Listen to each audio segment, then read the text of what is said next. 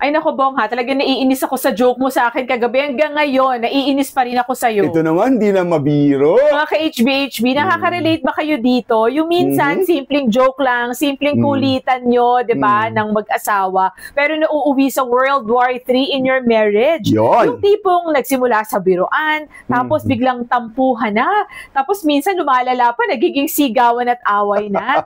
Bakit nga ba may mga mag-asawa na madaling mapikon? Well, kasi nga, syempre, Bong, iba-iba naman yung sense of humor natin, di ba? Kaya naman, kung ayaw nyo po mauwi sa away ang inyong pikunan, ito yung ilang tips para maiwasan ito. Sige. Para wag mag-joke na nakakasakit sa asawa. So, number 1, know your spouse's limits. Yan. Alamin ninyo, wag mong i-joke kung alam mo na sensitive topic sa asawa mo. Kung alam mo na hindi siya matutuwa sa tukso mo, halimbawa sa weight, kami mga babae, sensitive kami when it comes to weight, That's right. when it comes to face. Kung alam mo na trigger point niya yon na maiinis siya na, honey, parang ano ha, taba mo, ganyan. Huwag nyo nang i-joke. Alamin nyo kung ano yung limitasyon sa pagjo-joke ng asawa ninyo para hindi mauwi sa away. Tama, Claire, no? Pero sa totoo lang, nakakatawa naman talaga pagka nagjo-joke, hindi ba?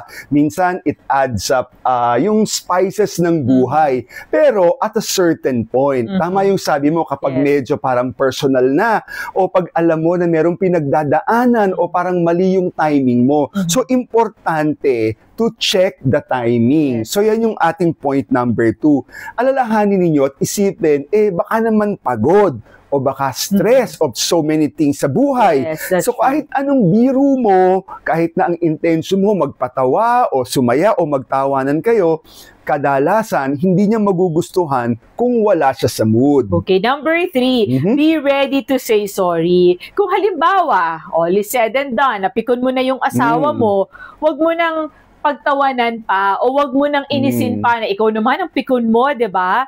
Mas mahalaga yung asawa mo kaysa sa pagpapatawa mo. Mas mahalaga ang relasyon nyo kaysa sa punchline nyo.